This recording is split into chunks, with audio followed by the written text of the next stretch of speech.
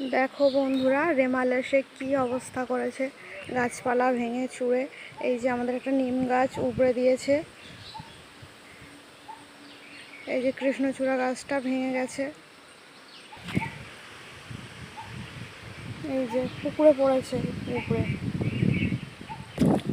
মাঠে সব জল জমে গেছে। দেখো, এই যে আর একটা গাছ ভেঙে পড়েছে পুকুরে।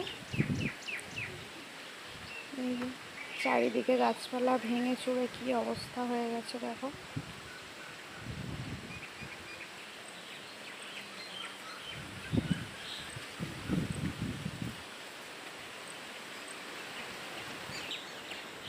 দেখো বন্ধুরা, সারা মাঠ জলে থই থই করছে, পুকুর খাল সব ভর্তি হয়ে গেছে।